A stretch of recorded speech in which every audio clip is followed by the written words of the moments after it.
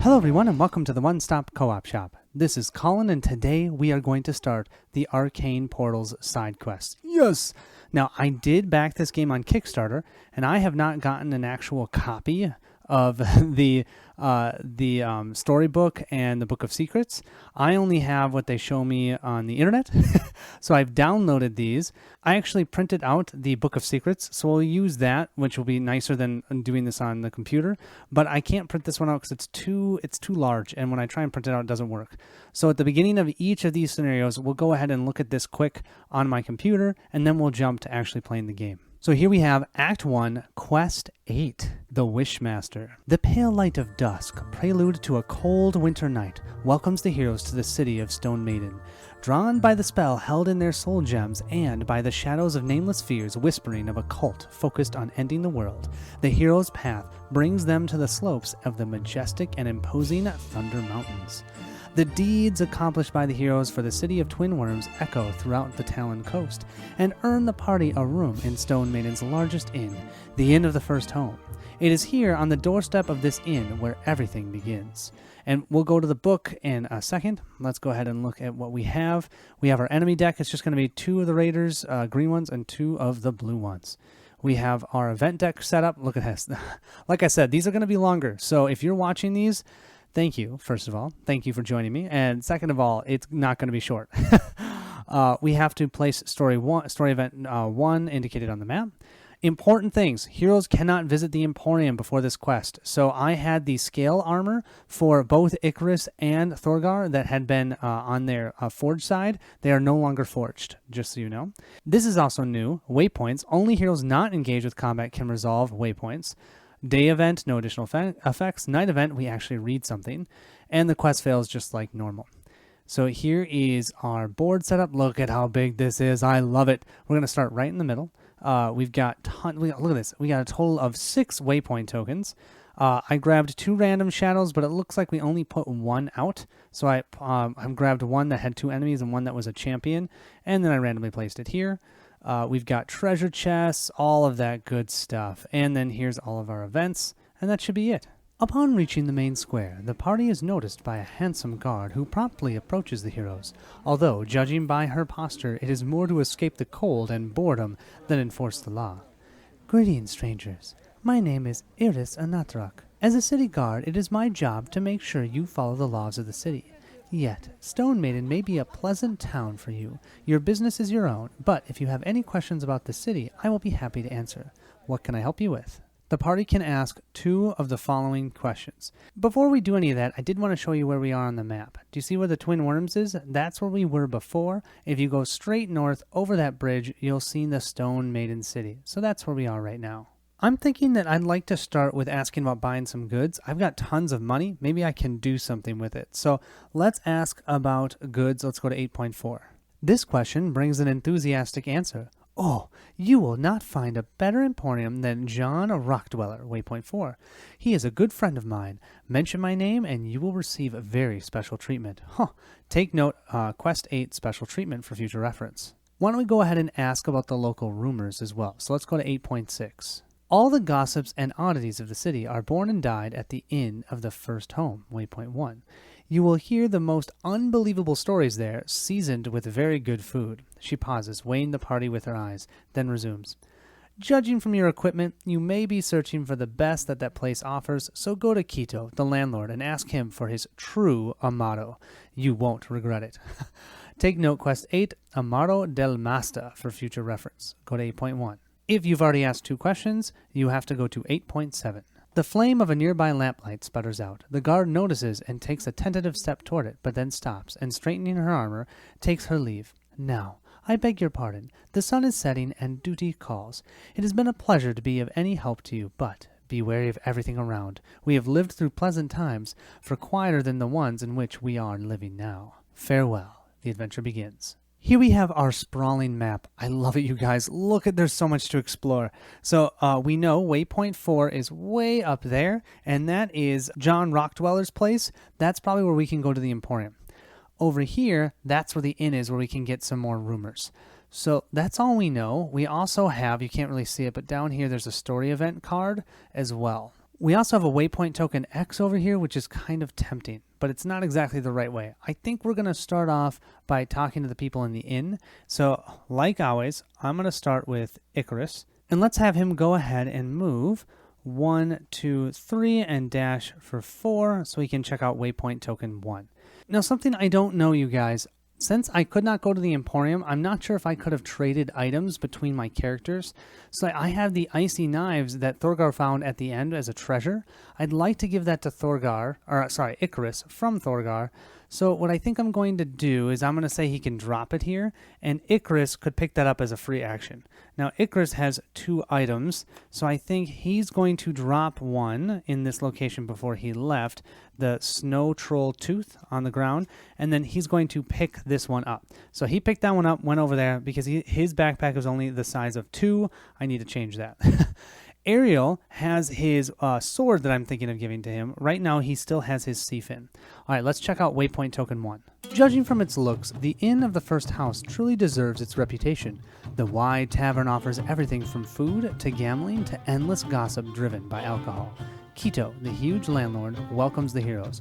Welcome, welcome, good sirs. Your rooms are not yet ready, so you may indulge in some good food or excellent refreshments. How may I serve you? If you want to order something to eat and drink, go to 811. If you want to ask about local rumors, go to 816. If you want to gamble, go to 817. Order some food and drink. I'm kind of curious what that is. But I like the local rumors. We know that we should go there to talk to him about that, so let's go to 8.16. With a shrug, the landlord replies, my advice?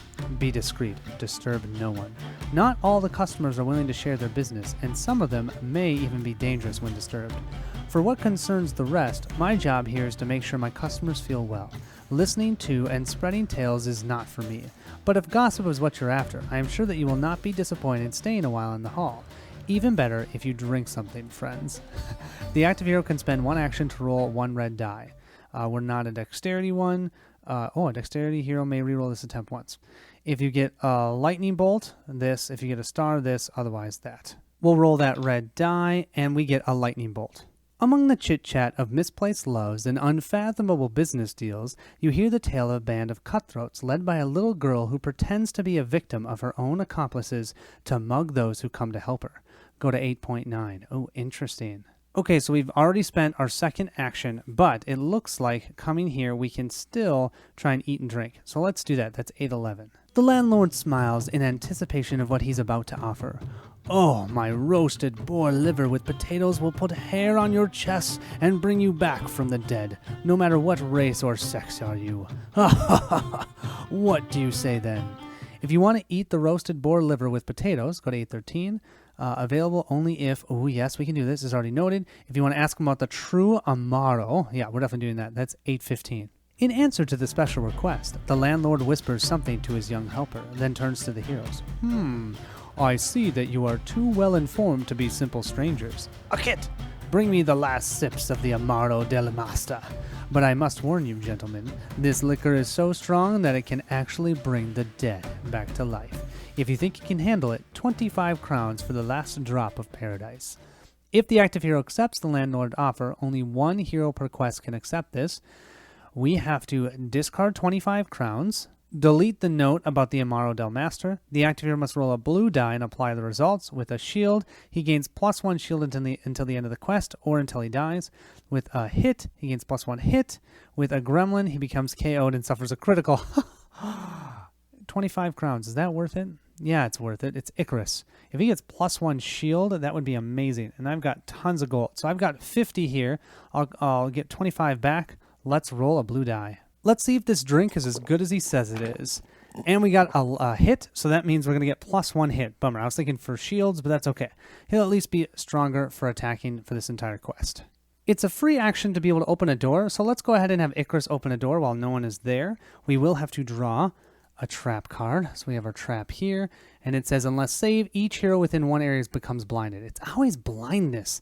Man.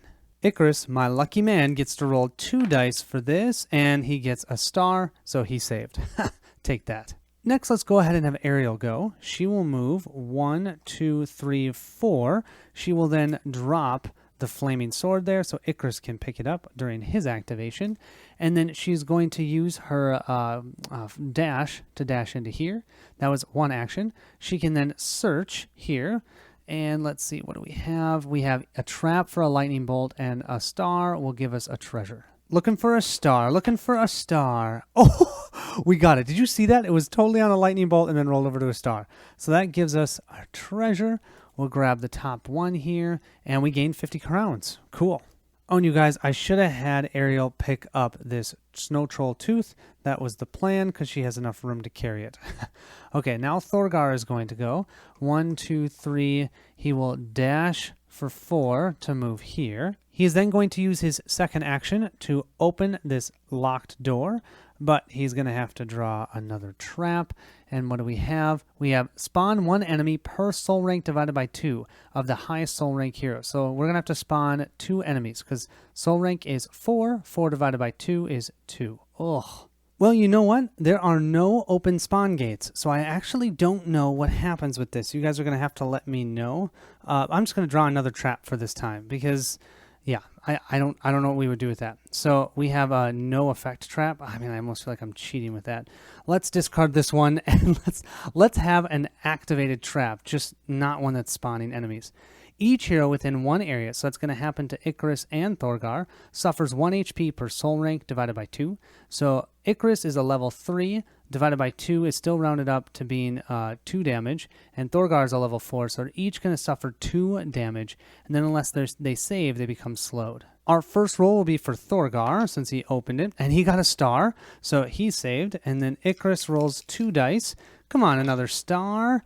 No star, so he will be slowed. While slowed, a hero can only perform free action activities and only 1 movement or combat or 1 action activity. And then you discard this. So yeah, all he's going to be doing next time is picking up that item and then rearranging. That will end this round. I think the plan is I'm going to try and get that treasure next round and start going towards story event 1. Because I have a feeling we're going to run out of events. This game kind of likes to do that too. So our first one we know is a day event. Everyone can shift forward all their used powers, but no one used any powers. And then this just gets set aside. So next round we will be revealing a new event card. During the time phase, the only thing that will change is for Icarus. He will go down to 1 damage thanks to his troll ring. We're going to start off this round with Icarus. Remember, he is slowed, so he can do any free actions and then only 1 action, 1 combat, or 1 move. He's going to do a rearrange, and for free, he's going to pick up this flaming sword. Because look at this. 1 auto, 2 red, 2 blue, fire 2, once per round, actually do another attack, and can ignore armor. Yes, please. He's going to have to drop something in order to pick that up. So he's going to drop this healing elixir because Ariel can at least pick that up and hold on to it until later. He's then going to rearrange, so he's going to put the Seafin in his backpack and go ahead and put the flaming sword as his active weapon. Then he'll end this turn by discarding the slowed token. Next to go will be Thorgar. He will take 1 step into this space, and then we have to read waypoint token 5. From the shadows of the room, a blinding flash strikes the hero. Unless saved, the active hero becomes blinded. Great, someone else can get blinded. If Quest 3 Mercy was noted, yes, that was noted, go to 8.23. So we'll first do the save, then we'll go to 8.23. Let's see that star, let's see that star. No, it's a shield. Dang. So he's going to be blinded, which, if we remember what blinded means, every activity before he does it, he has to save. If he cannot save, he fails to do that activity. A familiar voice precedes the appearance of a tricorn hat and its owner, Jack Crow of the Shadow Guild. Huh. Oh, I must confess, I was extremely curious where your purplish gems would lead you. I dare say you are faring well so far, but believe me, the worst is yet to come. For now, however, you deserve a bit of help. See that chest? It's for you. To be sure, we will meet again, should you survive. The chest in the Waypoint 5 area can be opened without drawing a trap card, and its contents are doubled. Holy moly! Remove Waypoint 5 from the quest, and go to 8.24.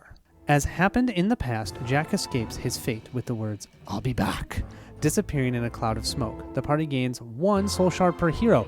We just gained 3 soul shards. We're at 13 now.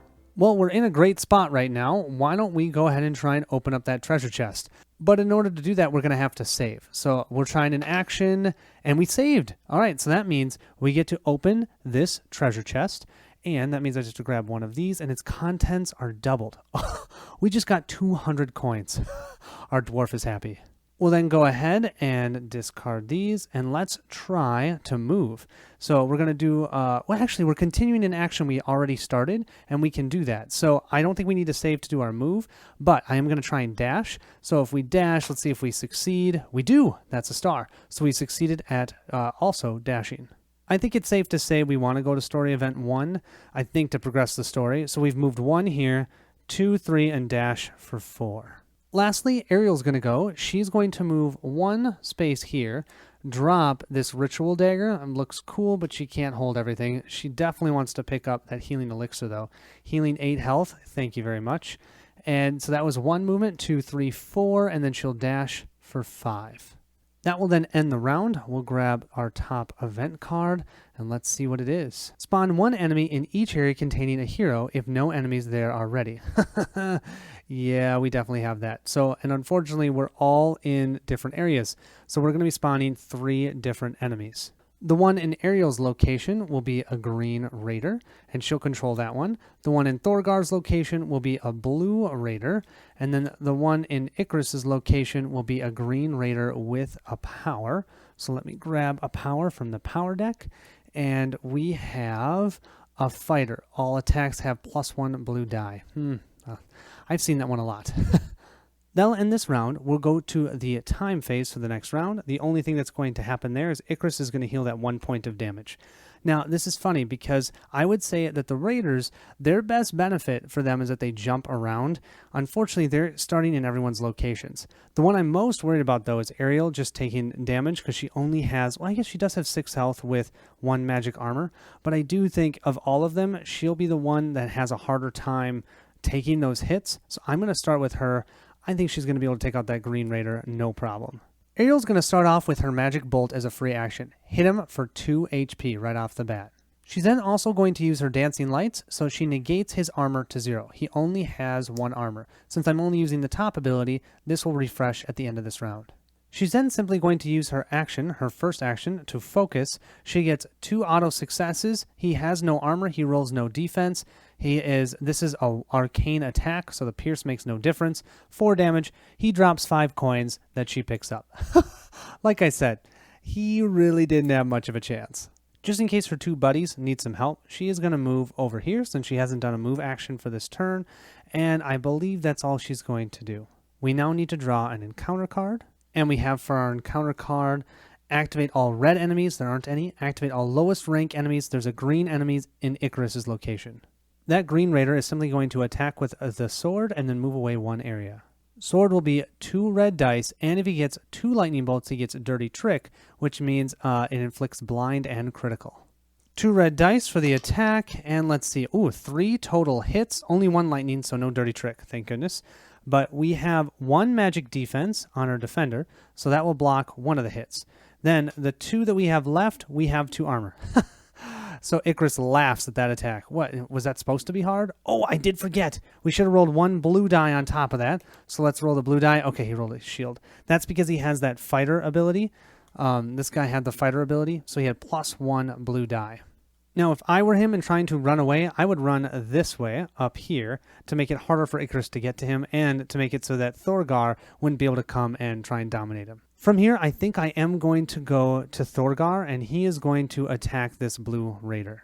We have to remember that Thorgar is blinded, so before he can even declare an attack, he is going to have to roll a die. Now, I think I have to declare my action first, so I'm going to try and focus, and I failed. I failed focusing. Okay, so then I'm just going to try and attack, and I'm going to fail at that. That's my combat action. That is my 1 action. I think my second action is I'm going to try and use my Blessed Hammers, and I am going to fail at that. So we failed at pretty much everything. That's okay. We will at least get rid of the blindness. Next round, we will get you, you raider. We'll go ahead and flip our next encounter card, and we have activate all wounded enemies. Hey, there aren't any wounded enemies. Or activate all enemies using their plus regardless of range. For the blue raider, they'll move up to 2 areas towards the closest hero. Well, he's right there with Thorgar, and he's going to attack him with the knife. His knife is 2 auto successes and poison 1. Thorgar has 1 armor, so he's already blocking one of those attacks, and the shield is a second, so that's great, but he will take the poison regardless. The Green Raider will move up to 2 areas towards the closest hero and attack with the handbow. The handbow is just 1 auto success and 2 blue dice. If he gets a lightning, it's -2 armor. Don't forget this Green Raider is a fighter, so he gets 1 more blue dice. This is going to be 3 blue dice for the attack. Oh, and he gets all shields. Awesome. So he gets 1 hit, and that's totally blocked by Icarus's shields. Well, that's great. And I did forget to show you guys, he would have moved into Icarus's location. Well, that's also really nice, because now I'm not going to have to save to try and capture him. So the last to go for this round will be Icarus. Let's go ahead and attack this Green Raider. Looking here, using our Flaming Sword, we have 1 auto success, plus we're dominating because we're considered 2 characters, so that's 2. Plus we're going to focus, that's 3 auto successes. We're rolling 2 red and 2 blue dice. 1, 2, 3, 4, 5, 6, a lightning bolt, and a star. We can ignore his defense. He only has 4 health. He has resistance to pierce, not to slash. He's gone. 1 more soul shard and 10 more coins for Icarus. And that means we are, 10, 11, 12, 13, 14. We're 2 away from being able to level up Icarus. Oh, and I also forgot he had a +1 attack because he drank the a la mode. So he totally took that guy out. So with that, I think I have only done 1 action. I'm going to go ahead and move in here. Now I'm going to have to save against this blue raider. If I don't save, he's going to attack me with his sword. But you got to remember, Icarus is Mr. Lucky. He gets to roll 2 dice, and he gets a star. So the save doesn't work. The save does work. Then what I'm going to do for my second action is I'm going to use my Icy Knives. Now, this has 1 auto hit, but I think I have that +1 attack for the entire quest. I think that's 2 auto hits with that. We can't focus because we've already focused 1 attack. And then we're going to roll 3 blue dice. And let's see what we can do. Gosh, I could have done this at range 1. Oh, we are dominating him because there's 3 of us. So I believe that gives us another auto success. I will take that. So 3 auto successes. We'll roll. We need, oh man, we didn't get any stars. Oh well, actually, Thorgar's in our space. He will use his ability once per round. A target hero can reroll up to 1 die per soul rank divided by 2. So we'll take this one with a hit, and we'll reroll our 2 dice because we are a level 3 divided by 2 rounded up as 2. And we'll give him a roll, and we got all lightning bolts. Seriously, but tons of hits. Look at this. 1, 2, 3, 4, 5, 6 hits. Does that actually kill him? Is this a blunt attack? No, it's an arcane attack. He has 5 armor or 5 health and 1 shield. We just killed him. 1, 2, 3, 4, 5, 6 with those Icy Knives. And we didn't roll any gremlins. If we had rolled gremlins, we would have had to discard that because it's a projectile, but we didn't. So that'll give us 1 XP, and Icarus gets 10 more coins. Heck yes. And by XP, you know what I mean. Soul Shard. That's our 15th one.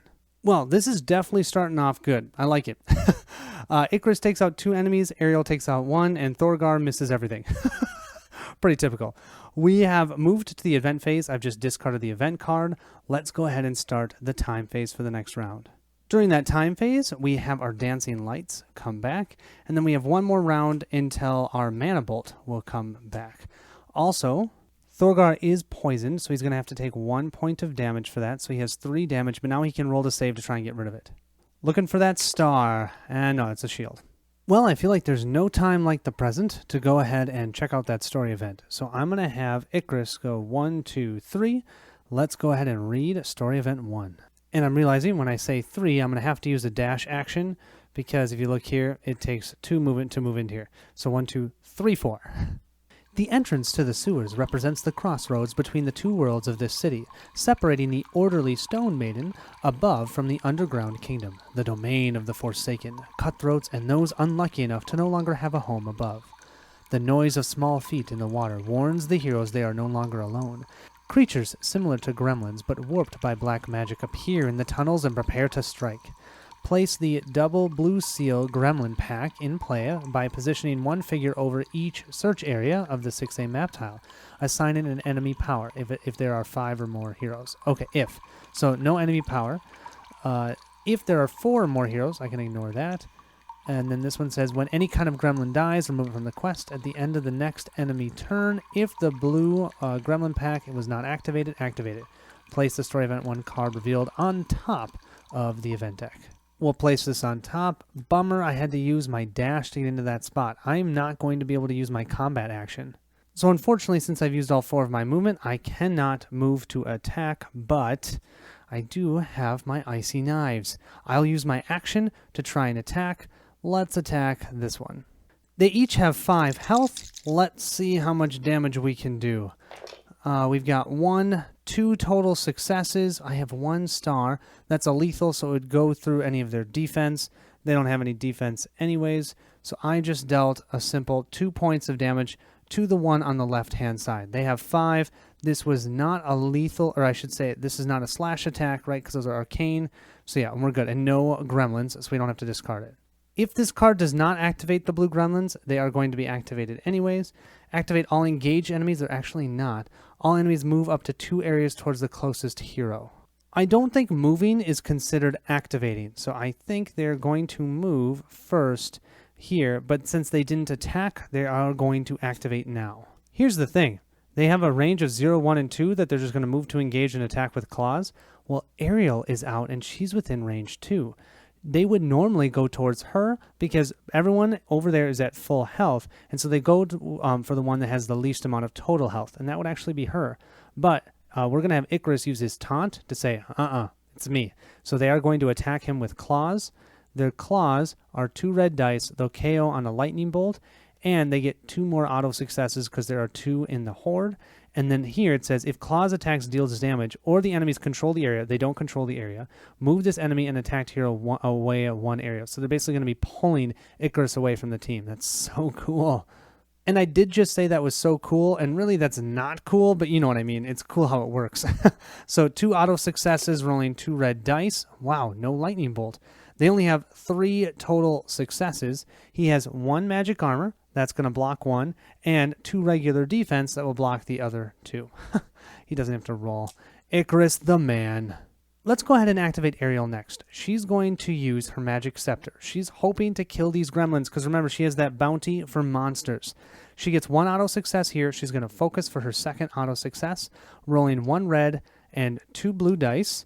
I had 2 red and 1 blue. There we go. And we're really hoping for a lightning bolt because that will give us an area of effect as well. Ooh, that's not great. So I think the first thing we're going to do is we're going to ask Thorgar, who's sitting over here, he's going to let us use his Divine Aid, and that will let her reroll 2 dice. Come on, I need a lightning bolt. I just need a lightning bolt. That's terrible. Okay, then we're going to use our Arcane. Oh, we can't use our Arcane Robe because you can't reroll dice more than once. So it's the question of, do we want to try and re-roll this one, or no, these ones weren't rolled. 3 hits. Well, let's just go for it. We're going to use the 3 hits. That will take out the 1 gremlin that had 2 damage. So we dealt a total of 5 damage to him. He's gone. We don't get any benefit for taking him out because they are a horde. And we have Deadly Spines. If 1 figure of this horde dies, all heroes in its area suffer 1 HP. So Icarus is going to take 1 point of damage. Now what I'd love to do is run over here and use our 2nd action to check out a search, but these guys would then move to try and attack her, and we've already used our taunt by Icarus. So the question is, do we think, well, there's only 1 of them.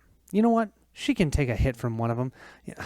Let's do the search. So she's going to move 1, 2, 3. Now she can do that because, first of all, she's not affected by the hindrances. Second of all, we are already dominating this area because there is now Icarus here who's considered 2 to the 1. So when you have that supremacy, you can move out of a location without a reaction attack.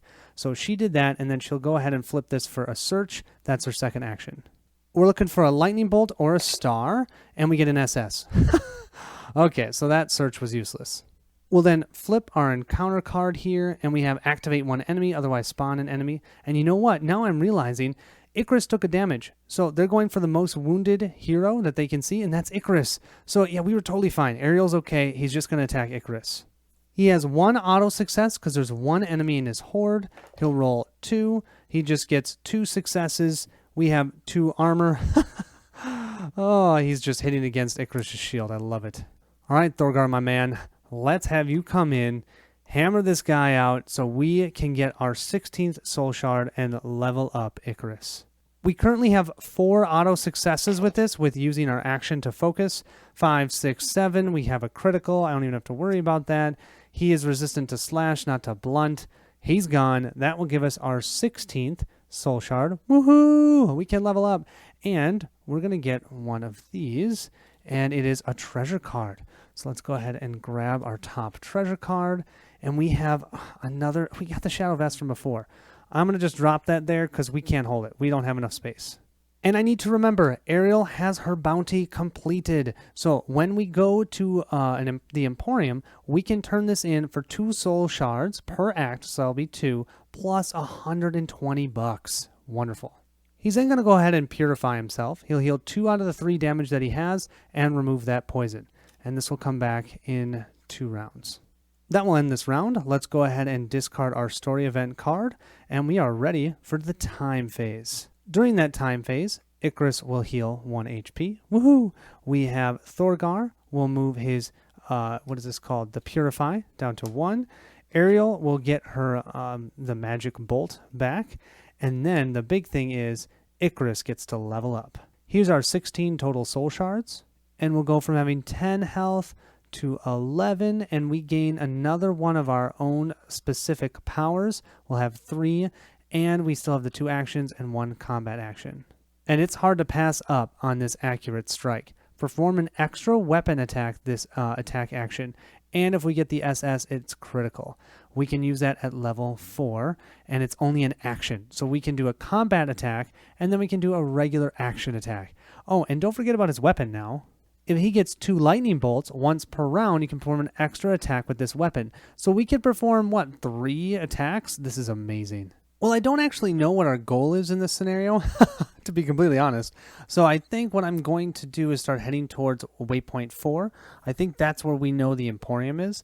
And along the way, we might as well check out what this X is. So let's start out with Icarus. He's going to move 1, 2, 3. And let's go ahead and read from the Book of Secrets. Near a narrow, dark alley, a little girl with a dirty face and a ragged skirt runs crying towards the party. Please, good sirs, help me. Some evil men have attacked me and my mother around the corner here. I managed to run away, and you are the first ones I have met. Please, please help Mommy. They are hurting her. Follow the little girl, ignore the little girl, or bring the little girl back to the guards. I think we got a tip on this. We need to bring the little girl back to the guards. Remember, they said that there was some sort of cutthroats? Yeah, so we're definitely going to bring the girl to the guards. 8.14. Suspicious of these circumstances, the hero grabs the little girl and holds her until Iris arrives. The city guard, recognizing the girl, immediately binds her wrists. I thank you, gentlemen. I've been hunting this urchin for quite some time. She is as evil as she is young. If you had followed her, her accomplices hiding in an ambush in the alleys would have mugged you. Good job. You've made the streets more secure and earned this bounty. Beautiful. The party gains one soul shard and 25 crowns. Well, that's going to go to Icarus. He did that. And then remove waypoint X from the quest. And you know, if I had not gotten that tip from the inn, I probably would have tried to help her. So that's good. Okay, we'll use our dash action to move here. That's all we can do. Next, let's have Thorgar go. He's here. 1, 2, 3. Let's have him dash, and he'll also get in the same space as Icarus. Now, I'm just going to see 1, 2, 3, 4 dash. I want to do that search, but I kind of want to go to the Emporium first. The reason being, if I find something good here, I'm going to have to leave it on the ground. I don't have any space. I need more backpack space. So I think let's go ahead and just get the whole team together on this space. We're heading towards waypoint 4. Of course, that's way up there, but I think I don't really know what else I'm supposed to be doing, so let's give it a shot. Let's also have Thorgar be smart and use his heal wounds. So he's going to heal 2 HP on himself. That means everyone is healed to full. Let's go ahead and flip over our event card. And we have Night. Okay, read and apply the Night effects. And then anyone that has a used... Oh, great. Why did I use that? Anyone that has used powers gets shifted back. So Thorgar and his heal wounds is shift back to 2. And his Purify is shift back to 2. But I think that's it. Yep, no one else has any used powers. And of course, Night gets discarded and it's going to cover our day event. And we have to read something from the Book of Secrets. Night falls and the sun leaves room for his silver sister. The voices of the city suddenly turn into screams of terror as fires burst into flames everywhere. All the main buildings start to burn, almost in reply to a foul voice in the wind. The abyss is coming. All the infields will perish in flames. Hooded figures and creatures of flames appear among the streets, bringing chaos and destruction, while Iris and the other guards yell commands to every citizen able to help. Take the buckets! Use every source of water to quench the fire! The buildings will not resist forever. If we cannot stop the flames, this part of the city will soon be destroyed. Oh. Take the 2 green Ifrits and 2 green demonic cultists. Oh, new enemies! Shuffle them together and place them on top of the enemy deck. Then we're going to spawn 1 enemy over each of the following waypoint tokens, 1, 2, 3, and 4. Well, good luck going to 4 now. Flip waypoints 1, 2, 3, and 4 to their hidden side, then place a Fire 1 token over each one. They represent the Arson Fire. Treat them as standard Fire 1 effects, but do not remove these tokens during subsequent time phases. The 4 flipped waypoint tokens cannot be resolved while there is a flame token over them. Place 2 of the 1 charge tokens over location A, the 14A map tile, and 2 over location B, the 6A map tile. They represent water buckets. Each charge token can be picked up, max 1 per hero, does not require an inventory space, by a hero in the same area using a free action. These charges are dedicated to the specific tasks described below and cannot be used for other powers or items. If a hero dies, drop any carried water buckets in his space. A hero in the same area as an arson fire and carrying a water bucket token can spend 1 action to extinguish the danger by discarding both the fire and charge tokens. Once done, flip the waypoint of the corresponding map tile to its revealed side. It can be resolved again as usual, but you have to have no enemies in that location. A hero can also discard a water bucket token to remove all fire tokens from his area or from a hero in the same area. I've placed those 4 green enemies on top of this deck. Let's put out our 4. So this one will be in location 1. This one will be in location 2. This one will be in location 3. And this one will be in location 4. Ooh, let's see. We all have... Okay, all of them have a power except for this Ifrit. For this demonic cultist, we'll grab one, and they have swiftness. At the beginning of each event phase, before managing the event card, we roll a blue die. If it's an attack symbol, it'll activate it. This Ifrit has a poisonous weapon. Ugh, all regular attacks inflict +1, and unless save, it's poison. And this demonic cultist will have a blue die when defending, and if they get a gremlin or a shield, he'll get 1 defense. Well, I think I have it set up. I have our water buckets down here. I have an Ifrit here, and this is location, which one is this one? 2. And we have our fire token. That's 1 over there with our demon cultist. And then way over at the top of the board, we've got our 2 water buckets here. We got a demon cultist over there and an Ifrit over there. And we have our fire tokens as well. Whew, this is cool. So now we're going to have to try and go and take care of those the fires, as well as taking care of these enemies. And it's going to be interesting to see what happens. During the time phase, the only thing that's going to happen is Thorgar's 2 powers are going to move up to 1 time until they're ready, and that's both of his healing ones. Well, these demonic cultists are no joke. They are going to be trying to summon demons, and when you kill them, they potentially can roll and turn into a demon. So I think because of that, although I've got an Ifrit that's close to us, I'm going to go for the demonic cultist first, because if I kill him and he tries to turn into a demonic or into a demon, and there aren't any in the enemy discard pile or in the enemy deck, which right now there aren't any because I've spawned all of them, then they can't change into it. So we're going to play the system a little to try and help us out. So we're going to start off with Ariel. Ariel has 4 movement, 1, 2, 3, 4.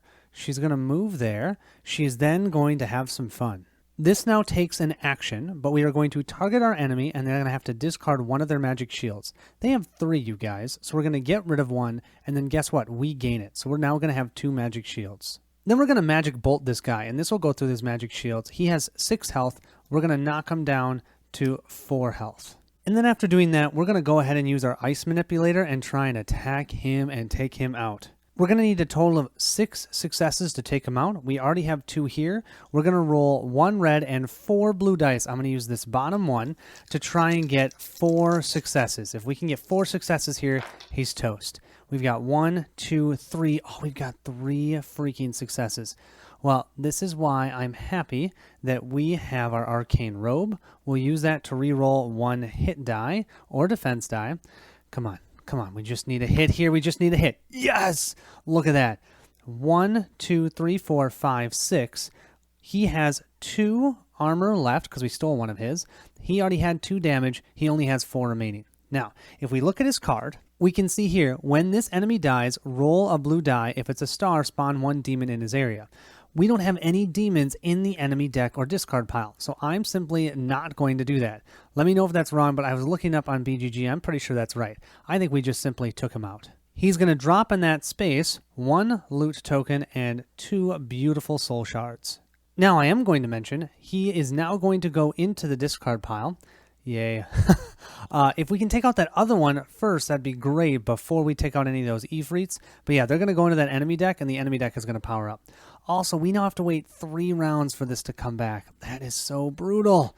It's so long, but I think that was worth it to one-shot one of those cultists. Let's go ahead and then draw an encounter card, and we have activate all F enemies. Are these Fs? Nope, they are both magic. Otherwise, the active hero must shift one of the used items back 1 space. Oh, really? Let's do the Mana Bolt. I don't want to push our big attack back 1 more, so we'll push this one back to 3. But that means our 2 awesome abilities, really that had to happen to her, get pushed back for 3 rounds. So here's the thing, that other demonic cultist is way up there. So I think what we're going to try and do this round is have one of our characters, let's have Icarus go with Ariel, and he's going to activate next. He's going to move 1, 2. For free, he's going to pick up one of these water buckets, and then he's going to go 3 and then dash for 4. So next round, he can move into there and try and get rid of the fire, because I have a feeling we're going to need to do that. But that's unfortunately going to end his activation, so then we'll go ahead and draw our next encounter card. And we find activate all M enemies. That's going to be all of them. All of them are M enemies. So that's going to start with who Icarus controls. He controls the 2 Ifrits, and then the demonic cultist is controlled by Ariel. Both Ifrits have no line of sight to any heroes, so we're going to move 1 area towards the closest hero. If there's at least 1 hero in line of sight, attack the closest hero in line of sight with Flame Strike. Otherwise, move up to 2 areas towards the closest hero. I don't think they're going to be able to attack anyone. Ooh, maybe one will be able to attack Thorgar. But the other one's definitely not going to be able to attack. He's going to have to move forward. This Ifrit will simply move to here, and then I believe he most certainly has a line of sight to Thorgar. Yep. So he's going to attack with Flame Strike. This Flame Strike has 1 auto success, rolls 2 red dice, has 1 automatic reduction of armor. If we get a lightning bolt, it's fire 1. If we get a star, it's AoE, but that's not going to matter here. So we'll roll. We do have a lightning bolt, so that's fire 1. We all are going to love fire, I have a feeling, at the end of all of this. So Thorgar has 1 fire damage. The star makes the AoE, that doesn't matter. He's getting attacked for a total of 3 damage. He has 1 armor that's reduced to nothing, so he's going to roll 3 blue dice for defense. Thank you, scale armor. So we'll roll, and we get 3 defense. Sweet. I don't think there's anything else we need to do here. We do have to note that fire effects heal after each attack of this enemy. If the enemy controls its area, no. When the enemy dies, no. And then if this enemy suffers damage, the attacker suffers fire 1. The Ifrit way up here, which also is the one that has the extra power, is going to move here. I don't believe he has line of sight to anybody. Yeah, there's no way. We're going off the board. So then he's simply going to move 2 more spaces towards the closest hero. So he is here. For the demonic cultist, we have recharge 1. And then if there's a hero in line of sight, there isn't. Attack the closest hero with Arcane Bolt. Otherwise, summon demon. So we're going to use this to summon a demon. If able, activate the highest ranked demon in play. Otherwise, spawn a demon in its area. Well, he can't even do the otherwise, but he can activate the highest ranking demon. I feel that the highest ranking demon is the one with the power, so that one still does not have line of sight, I don't think. Yeah, it's hitting a wall, and that one's way over here, it's hitting a wall. So he's going to use his plus again, which simply states he's going to move 1 area forward, And now let's check line of sight again. He might be able to see Icarus this time. Yeah, he definitely can see Icarus, I would say. So since he can see Icarus, he's going to attack Icarus. He'll have 2 auto successes, one from his card and one from his poisonous weapon. He'll roll 2 red dice. We do get a lightning bolt, so Icarus will also get fire 1. Wonderful. And we have a total of 1, 2, 3, 4 damage coming in, minus 1 armor. Icarus does have 1 magic shield. He'll block 1 of them with that. He does have 1 additional armor because he's a total of 2, so he'll block this one. So he's looking at rolling 2 dice for 2 defense. He gets 1 there, and I believe that's a lightning bolt. Yes, it is. That is a 2nd defense. So no damage, thank goodness. But now, of course, he has to save, otherwise he gets poison on top of all this. So I rolled the wrong dice. Oh, well, I'll take that blue die. I don't know, is that cheating? I'll re-roll these. I didn't succeed. I'll take the poison. I rolled the wrong dice the first time. So he'll also take poison 1. Thulgar is the final one to go this round, and I think I've got to take out that Ifrit. It's in the way. It's a bummer because he's just probably going to come back because of that cultist, but I don't know what else I can do. So I'm going to go ahead and take 2 steps forward. We're going to attack him. We're also, as our free action, going to pick up this water bucket. Thank you, and let's go ahead and hammer on this Ifrit. This is going to be an arcane attack, and they are resistant to it, so he is going to use 1 action to focus, and that'll just get him back to the 3 auto successes. 1 red and 2 blue. Let's see what we get. We get 1, 2 more hits, so that's 3, 4, 5. AoE, we do knock him over. That doesn't really matter. He doesn't have any armor, but I'll knock him over. I didn't kill him, so I think what I'm going to do is I'm going to use my ability here to re-roll.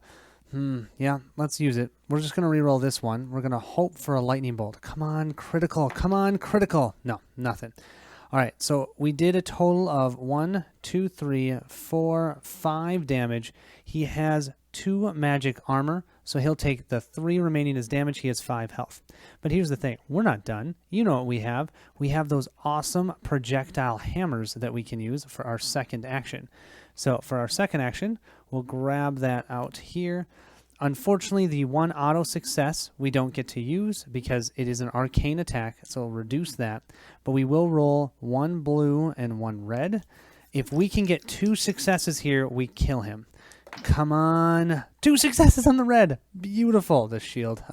2 successes. That's going to take him out. Unfortunately, now there's a demon in the discard pile.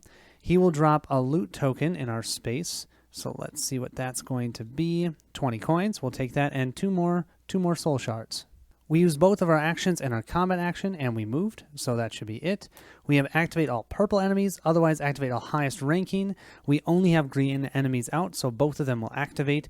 That means that the demonic cultist will activate first, followed by the Ifrit. The demonic cultist has no one in line of sight, so he'll recharge 1, of course. If there's a hero in line of sight, no, it's not going to attack. Otherwise, it's going to use Summon Demon. If able, activate the highest ranking demon in play. So it's going to activate the green demon, and then the green demon's going to go. So that green demon is just going to activate twice. That cultist has so got to die. So here's the thing. This Ifrit is 1, 2, 3, 4 spaces away from Icarus. So that means he's simply going to move 1 area towards the closest hero. If that hero is at least, and if there's at least 1 hero in line of sight, attack it with Flame Strike. That's what it's going to do. We'll have him move here, and he will attack. He gets 1 auto success, rolling 2 dice.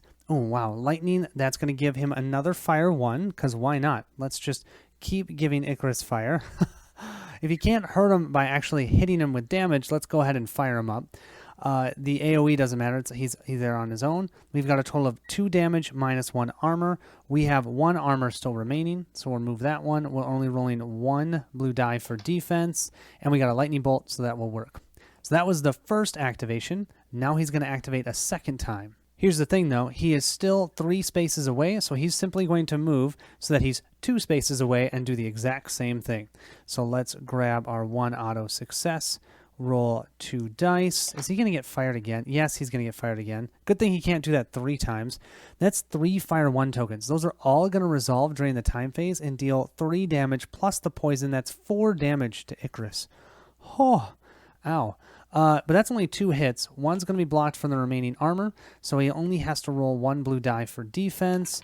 and he rolls a shield. So yeah, he can't get attacked that way, but the fire is going to be painful. That will end this round. Let's go ahead and reveal our next event card, and we have Chaos Surge. Roll a blue die and apply the result. All heroes and enemies heal 1 HP. All heroes and enemies suffer HP. Let's see what we get. We'll roll that blue die, and we get a shield, so we all heal.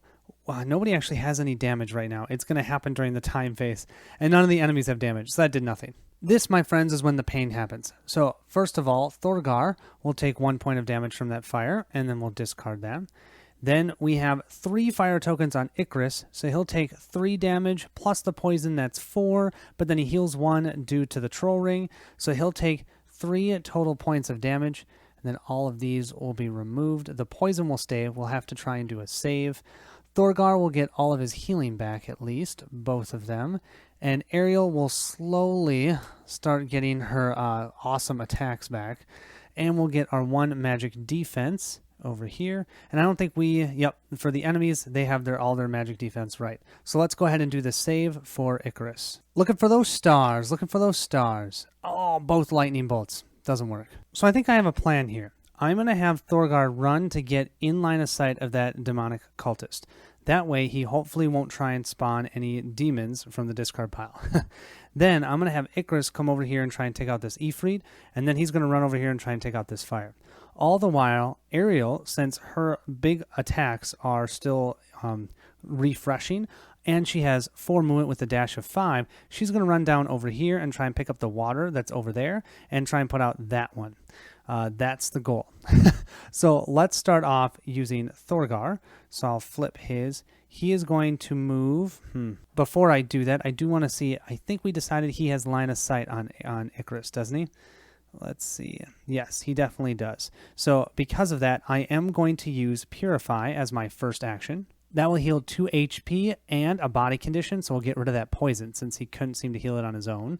That will mean Icarus only has 1 point of damage.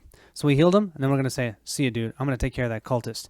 1, 2, 3, and he's going to jump here for 4 for his dash action. He's 1 away right in front of that demonic cultist. We're then going to draw an encounter card, and we have the Dark. Activate no enemies. Sweet! So we'll shuffle those back in, and no enemies activate. Well, so I was going to go and take out this Ifrit, but now with them not activating, maybe I'll just get myself out of line of sight. If I go and do this 1, 2, 3, sorry, Ariel, I am going to take 1 fire damage. So I will grab that because I'm moving into a location with fire. And then what I'm going to do is, as an action, my first of my 2 actions, I'm going to discard this water bucket, and I'm going to get rid of this fire. Thank you. That will flip this over. We will also be able to, for free, flip this over, and we get $20. Yeah, they're probably paying us for taking care of that. Thank you for getting rid of that fire. No problemo. We have 1 more movement, so I'll go ahead and dash over here for our second action.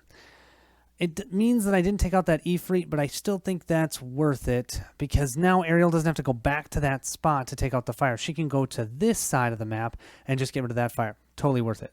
We are, however, going to have to draw an encounter card. We have activate all strength, otherwise activate 2 enemies. Well, we'll activate the Ifrit and the demonic cultist. The Ifrit's controlled by Icarus, who's the active player, so that will go first. Right now, he has no line of sight, but he will move 1 area here using his plus, and now he can see both of our characters here. Unfortunately, they like to attack magic characters, so they're going to go towards Ariel first. I think I might taunt with this one so that I'm going to say as Icarus, attack me, please. I think he can do that. He has to be within range 3, and I think it's within range 3 of who is being attacked, and he has to still be within line of sight. He can't do that when he's not in line of sight or not within the attack range, but since it's a ranged attack, he is in the same area as Ariel. I believe he can still do his taunt effect. The Ifrit gets 1 auto success and rolls 2 red dice. Hey, oh no, there's a lightning bolt. Oh, man, I was hoping I wasn't going to get fired. Nope, he got fired again. So that's his second fire 1 token. His -1 armor. Oh, it is an AoE. So we tried to protect Ariel. It didn't help. So I think with that being AoE, Ariel will also get a fire token. Bummer. And the total damage we're seeing here is 3 damage. Let's do Icarus first. Icarus has 1 magic defense, so that'll block it down to 2. He has 1 armor remaining, so I'll block it down to 1. So he'll roll 1 blue die for defense, and he blocks it. Now for Ariel, she was getting attacked for 3. She has 1 from her astral cape, so then she can roll up to 2 blue dice for her defense. So let's grab 2 blue dice, but she's got to roll shields. She has nothing else that will work. She got 1 shield, so she'll take 1 point of damage. That actually wasn't as bad as I was thinking. Ariel is the final one to go this round. She is going to go 1, 2, 3, 4 as a free action, pick up this water. And then, did I want to say, when I went by here, but that would be, because that's a free action. So I am going to, as an action, steal 1 of his magic defense just in case I get attacked again. That did take an action, but I didn't attack, so I can still do my movement. And then I think I might move myself all the way over here for my second action to hide, because if he's going to move up to here, he would then attack her instead of Icarus. And that's when I really should have used my taunt, but I used it the wrong time. So instead I'm going to have her hide, because I don't think he would have line of sight. Let me check that. If we grab this, he's hitting this black line, so he would not see her even if he moved to here. That's the end of her activation. Let's go ahead and grab an encounter card. We have activate 1 enemy, otherwise spawn 1 enemy. So it's her turn. That means we have to activate the demonic cultist. He's within range 1 of Thorgar, so he's going to move to engage. He does not have the summon demon charged, so he'll have otherwise attack with ritual dagger, and then he's not wounded either. So actually he's going to move to engage and attack with the ritual dagger.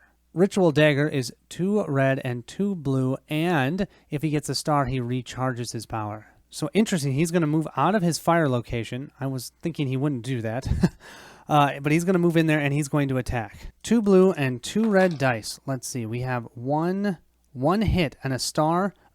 He is going to recharge his ability.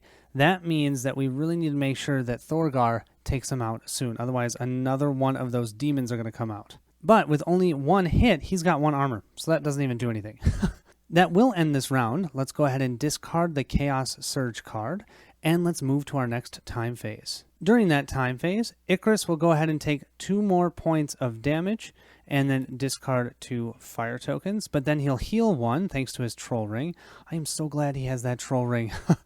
Over here on Ariel will take a point of damage and we'll discard this fire.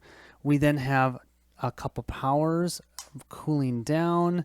She's going to get her awesome powers at the end of our next turn. To start us off for this round, Thorgar is going to hammer at that demon cultist. He has 6 health and 3 magic shields, so that's 9 damage. I don't know. We got 4 damage coming in, 3 auto successes, plus 1 with our focus. Let's see what we get. We get, let's see, 1, 2, 3, 4, 5, 6. We don't get the critical. But I do think I might take this because I can still use my Blessed Hammers. So I said a total of 6 damage. He does get to roll 1 blue die for defense. That's his power. And let's see what he gets. He does not get to defend against any of that. So 6 total damage. With the 3 shields, the 3 shields are gone. He'll take 3 points of damage. He only has 3 health left. Next, we're going to go ahead and activate our Blessed Hammers for our second action. We've got 1 auto success. Let's roll these up. 2, 3. 3 successes. That's all we needed. He has none of his magic shields left, so that will take him out. Now, he does get to save. If he rolls a star... He didn't. Okay, if he rolled a star, we would have to have a demon come out. Nope, not happening.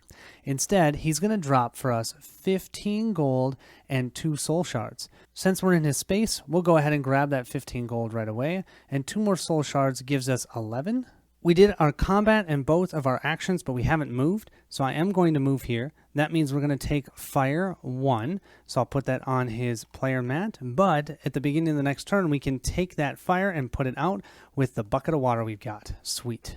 Oh, you guys, I almost forgot about the Skirmisher ability. I need to roll a blue die.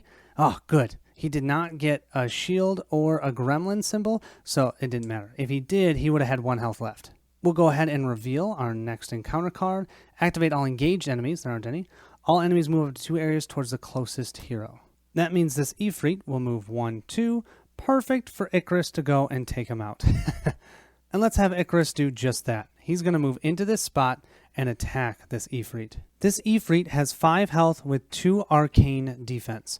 Our first attack, we are going to focus it, so we'll get 2 automatic successes, which I'll just take away, and that'll take care of the magic shields, so they're gone. Okay, we're then going to attack with 2 red and 2 blue. Then, if we don't kill him, we're going to use our accurate strike and attack him a second time. Plus, we could, if we get 2 lightning bolts, attack him a second time or a third time as well. I love it. So we have a total of 1, 2, 3, 4 damage right here. I'm not going to do the fire, because if we do the fire, it actually heals him instead of hurting him. So we're just going to deal him 1, 2, 3, 4 damage. I don't have enough lightning bolts to activate that ability. So that will be our first attack. And then our second attack, we will get 1 auto success, which actually is all that we need to do the 5th damage. And we can roll these. He's toast. Done. He'll drop for us 15 coins and 1 soul shard. Well, that definitely felt good. So we'll end with Ariel. Ariel will move 1, 2, 3, 4, dash for 5. She's trying to get over here to take care of this. She does only have 4 health left. I'm going to need to get Thorgar over there. She does have a healing potion if need be, though. But yeah, I think that's all I'm going to do. We don't have to draw an encounter card. There's no enemies. We've cleared them out. So let's go ahead and just move to that event phase. We'll draw that top card. Please don't spawn enemies. Nice. Read and apply the story events of story card 2. Well, maybe not nice. Who knows what that is? Exploiting the chaos caused by the fires engulfing the city, several cultists drop small, dark, metallic pyramids in different points in the city. When they've completed this task, the sky turns red, and each pyramid creates a summoning portal, spewing forth demonic creatures. These are astral beings able to warp matter and the elements to inflict pain and fear to their opponents. Not to us, come on. Marcus, the acolyte of the late high priest Claudius and spiritual guide of the heroes, turns to the party. Those pyramids are opening minor portals to the abyss. They must be immediately destroyed or we will soon be overrun by demon armies. Your soul gems should have the power to break the dark pyramids. Please end this folly. Remove waypoints 5 and X from the quest. They're already gone. Check each map tile containing waypoints 1, 2, 3, and 4. For each of these map tiles with a hidden waypoint and a fire token over it, that's all but one of them. Oh, that's brutal. Any hero in that map tile suffers fire too. Well, you know who that is. That would be Thorgar. I pushed him to go in there, and he's going to take 3 fire damage now because of me. Sorry, dude. Or, well, I guess 2 this round and 1 next round. Any enemy in that map tile is discarded. Okay. No, that doesn't happen. Remove any other door, chest, token, or card from that map tile. Oh, because it explodes. That's cool. So I think that means 3 doors just got blown to smithereens. Actually, I'm realizing it says map tile. So that's going to get rid of this chest and this door. All of these are going to be destroyed. Oh, man. We are also now going to have to open the 3 spawn gates. Yay. Place 2 HP tokens per hero who started the quest on top of each spawn gate. These represent the metal pyramids which must be destroyed. So that means there's a total of 6 HP tokens on each one of those spawn gates. Each spawn gate can be targeted, attacked, and wounded. It has 1 armor and no other defenses, and it uses the +1 armor token to keep track of it. Okay, I need to place that on there. Remove the spawn gate from the quest once it reaches 0 HP. Take the blue Ifrits and 1 green Nightwalker, shuffle them together, and randomly place 1 over each spawn gate. And then spawn hero minus enemies, so 3 enemies. Does that mean that all 3 of those enemies are going to come out? I think so. So I think what this means is I need to place and spawn 1 enemy over here. We have a Nightwalker, the green Nightwalker in this location. Up here, we will have the blue Ifrit. It's going to have a power. I will draw that power in a second, but that will have the blue Ifrit with a power over there. And we will have the blue Ifrit with no power up there. And the power for this blue Ifrit is, if wounded, all attacks performed by this enemy inflict critical. And you know what, you guys? I totally missed a section on the green Ifrits. I'm going to try and catch up a little bit, but I'm going to be a little behind. Sorry about that. The Nightwalker is going to be controlled by Ariel, and the blue Ifrits will be controlled by Icarus. Well, you can see the 2 demons up here. We have the one that's way down here, the Nightwalker, the new one. But I totally forgot, when this enemy dies, place a Fire 1 token in its area, and also if this enemy suffers damage, the attacker suffers Fire 1. So I can at least fix that on the last attack. when we took out that one Ifrit. Icarus had to do 2 attacks to be able to take him out, so he'll suffer Fire 2. Then we're going to place a Fire 1 token here, which is actually going to go away during the time phase. But I believe since it was placed there, when he killed that Ifrit, he will take another Fire 1. So he's got a Fire 2 and a Fire 1 on him. And I'm wrong about one thing. It shouldn't be a Fire 2, it should be 2 Fire 1s. So he has 3 Fire 1s, so he'll take 3 damage at the time phase.